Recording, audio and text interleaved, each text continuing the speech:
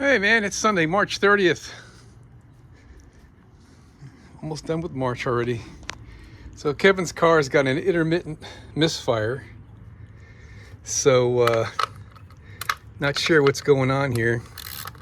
We bought one ignition coil, and pretty much the plan is we're going to remove one at a time.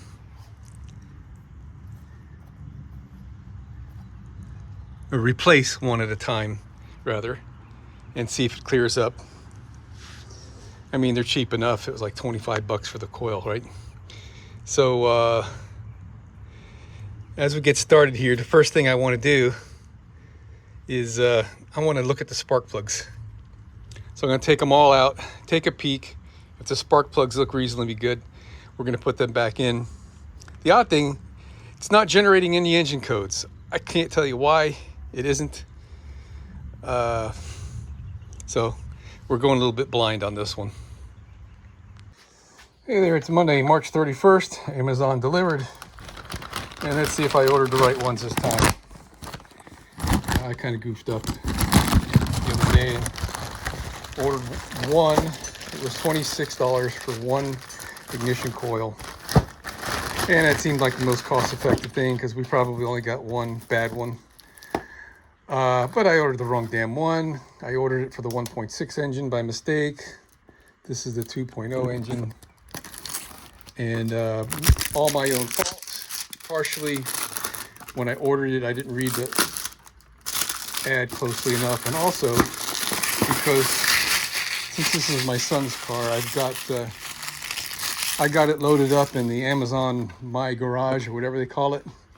And I had it in there with a 1.6 liter engine by mistake. So when I put the thing in my cart, my shopping cart, it indicated that it was the right one because I had the wrong. Yeah, okay, that looks like the right one. All right, so what we're gonna do, 40 bucks for four of them. It's kind of hard to beat that deal. I'm gonna end up putting all four of them in here new. One of these has already been replaced once. And I think it's this one here. It's got no writing on it. So that one's probably good. The bad one is probably the one that's hard to take out. But what I'm gonna do is I'm gonna put these in here one at a time until I find the culprit, and then throw that coil away, and then keep the other three for spares. Now, Kevin's already got some spares at his apartment, but I guess we'll keep some spares here. So next time this happens, we're going to be loaded for bear, so to speak. All right. So I'm going to put those screws in there, take her for a test drive. If it's still got the miss, I'll put a new one in the next one. And so on until there's four new ones.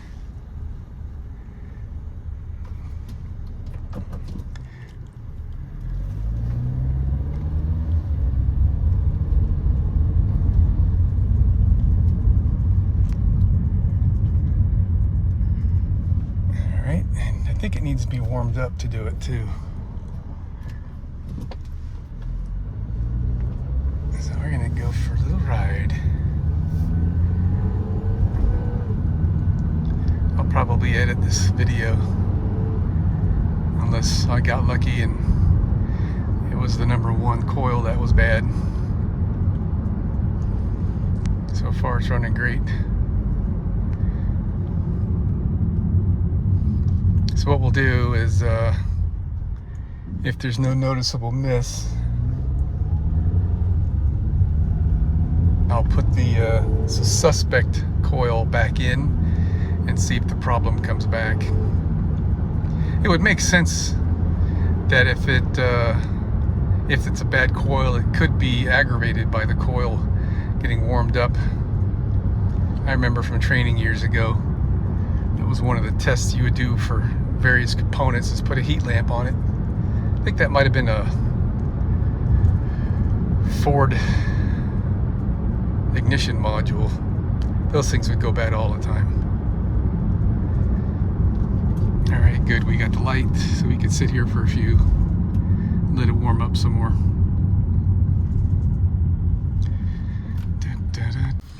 All right, here we go.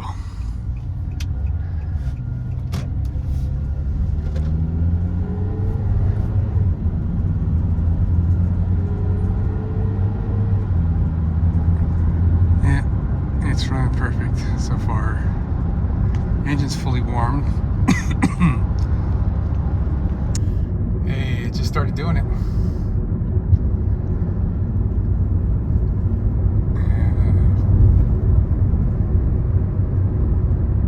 I don't know if that is detectable in the video, but it's definitely still doing it.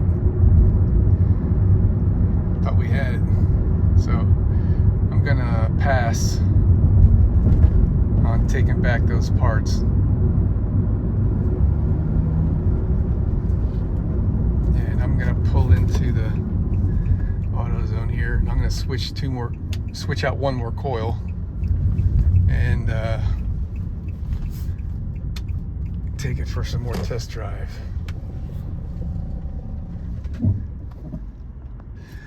Okay, number 1 and number 2 coils have been replaced.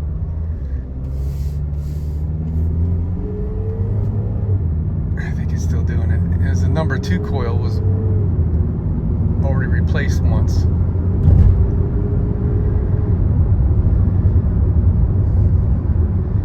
We're gonna just keep on driving, I guess. Look at that, how the dashboard's blinking there.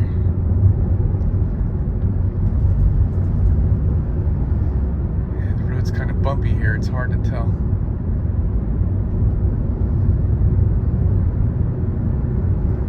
Yeah, it's still doing it. Bing, bing, bing. Okay, let's change out number 3. Okay, coils 1 through 3 have been replaced.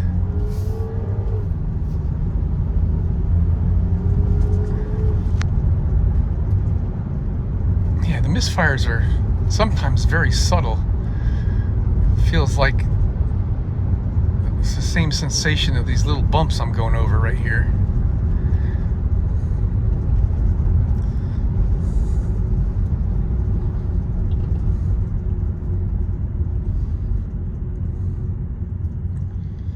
Oh man, I just mixed up those 2 coils. I was hoping to identify the one that's bad. Alright, this is running nice.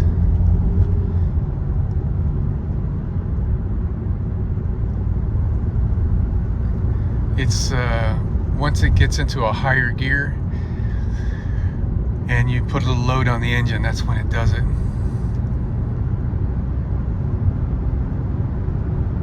And it's not doing it now.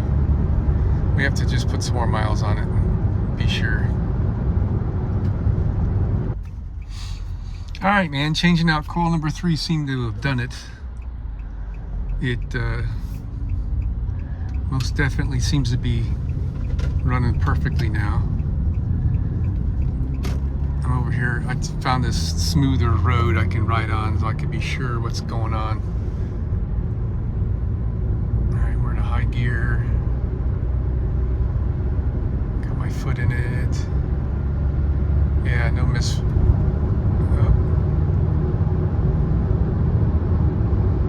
Yeah, it seems like no misfiring.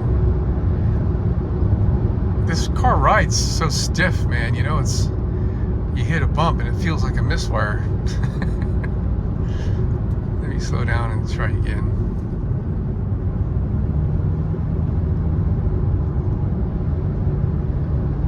Yeah, I think we got it. All right, and I figured out which one of those coils was number 3. Number 1 I had already removed. Number 2 was the one we replaced not too long ago. And I put it in a plastic bag when I removed it. And number 3 was in a plastic bag when I removed it. And both number 2 and number 3 were down there. So I knew number 3 had to be the one that was original equipment. Plus number 3 was still hot. So that one down there on the floor is number 3. I've got number 2 in the door pocket. And number 1 is over here next to me someplace, not in a bag. So the one on the floor down there is the bad one. We'll toss that and keep the rest for spares. Job well done.